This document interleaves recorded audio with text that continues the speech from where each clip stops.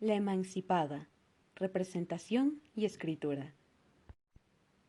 Aceptada como tradición literaria en la historia de la literatura y eventualmente conocida como esta, la literatura es el resultado de un proceso de reducción. El trabajo que realiza el historiador se guía por aspectos sujetos a sus propios intereses cognitivos, normas y limitaciones ideológicas. Además de su obra histórica, la historia de la literatura también ha completado la segunda función. Al reconstruir el pasado, definen un corpus de literatura tradicionalmente reconocido y, al mismo tiempo, determinan la respuesta del receptor para esos textos. El desarrollo de la metodología histórica según sus interconexiones históricas ya no asume un punto de vista normativo fijo, sino que se basa en un concepto evolutivo que incluye un modelo de orden que distingue lo que pertenece y lo que no, y que determina que en el centro debería estar el foco, lo que debería quedar relegado a la periferia. Esto es lo que pasó en la historia de la literatura ecuatoriana.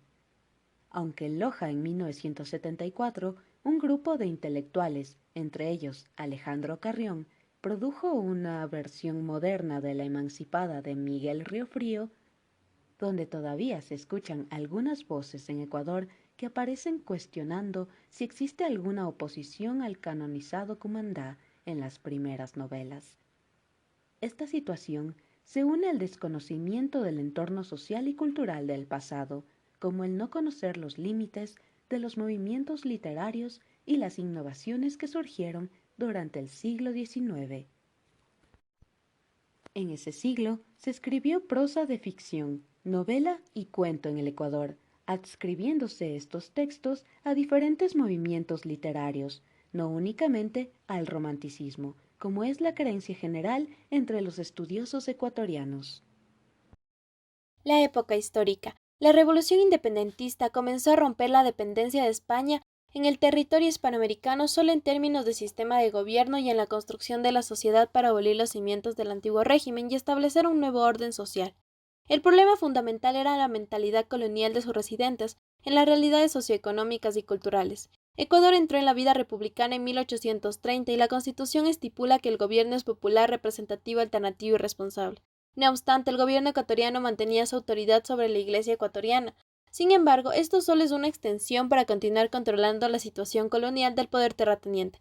Por tanto, la función del Estado es confirmar o dar efecto legal a estas medidas en represión a los indígenas y a pequeños agricultores. Esta época resultó ser más controvertida en el campo de la educación, pero el gobierno creó un sistema para fortalecer universal y libremente la ciudadanía de la República, y así adoptó el sistema Lancaster, conocido por su eficacia, innovación y practicidad, y lo difundió por toda Europa. En 1825 había 57 escuelas abiertas en Ecuador. Ahora, en este entorno social y cultural, la familia juega un papel protagónico. En la era colonial, la cultura de marido y mujer dominaba la clase media alta. El matrimonio era derechos y obligaciones entre ellos y sus hijos. Como sacramento, era indivisible y trae consigo una serie de obligaciones desiguales, asimetrías y desfavorables para la mujer. Y el hombre debía proteger a su esposa, cuidarla e invertir en los asuntos públicos por ella. De esta manera, la vida de las mujeres giraba en el mundo familiar controlado por el derecho civil y el derecho religioso. En fin, era la conformación de la familia como componente básico de la sociedad. Pero este breve bosquejo sociocultural ayudó a enmarcar a la época que vivió Miguel Riofrío y sirvió de referente a la emancipada. Miguel Riofrío. Manuel José Miguel nació en Landanqui, anejo de Malacatos, Loja, hijo de Custodia Sánchez, soltera. En el documento se señala la raza del niño, blanco. Además, se indica el 18 de junio de 1819 como la fecha de su nacimiento. El nombre del padre lo proporciona la investigación de Marcia Stacy Chiriboga, quien afirma que Miguel Riofrío, en su declaración otorgada en Lima, para la realización de su matrimonio, dice ser hijo legítimo de José Joaquín Riofrío y de Custodia Sánchez. Miguel Riofrío hizo sus estudios iniciales en el Colegio de Loja, dirigido por los padres lancasterianos. También señaló que su madre pertenecía a una clase alta de propietarios pueblerina.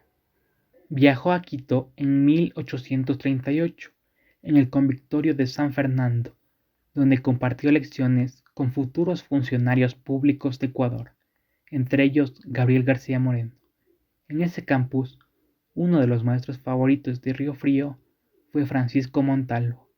En 1840, Riofrío y García Moreno comenzaron a estudiar Derecho en la Universidad Central. El primero se graduó como abogado en 1847 y se incorporó a la Corte Suprema en 1851. Ese año fundó la Asociación Ilustración en Quito. De 1851 a 1856 fue editor oficial del gobierno de Urbina. Trabajó en el Ministerio de Relaciones Exteriores de Quito en noviembre de 1852. Durante este tiempo escribió artículos para los periódicos de Guayaquil y se desempeñó como director del diario El 6 de marzo. En 1857 regresó a Ecuador, donde fue elegido para representar a Loja. En este viaje llevó a colombianos Belisario Peña, Francisco Cortés y Benjamín Pereira, quienes fundaron el colegio La Unión, en Loja, el 20 de julio de 1857. Uno de los aspectos importantes de resaltar en la vida de Riofrío es el hecho de haber sido hijo natural. En un país con una arraigada tradición española donde la limpieza de sangre seguía siendo una de las marcas sociales negativas. En 1867 salió de su tierra y radicó en el Perú, ejerciendo diversos cargos administrativos y diplomáticos en nombre del gobierno de su país. En 1870 en Lima contrajo matrimonio y declaró que era hijo legítimo de José Joaquín Riofrío y Custodia Sánchez. La Emancipada. En una publicación moderna publicada por el Consejo Provincial de Loja en 1974, se señaló que el texto de La Emancipada fue publicado en 1863 en Quito, en la serie de periódicos La Unión. Décadas más tarde, Fausto Aguirre refutó la información anterior en el estudio introductorio de la novela. Casi 10 años después, también se señaló que el lugar había sido en Loja en el diario del colegio La Unión. Miguel Riofrío viajó desde Bogotá en 1857 para promover la educación allí. Stacy Chiriboga afirmó más tarde que el colegio había fracasado y los colombianos habían viajado a Quito en 1859. Después fundaron otra institución educativa con el mismo nombre.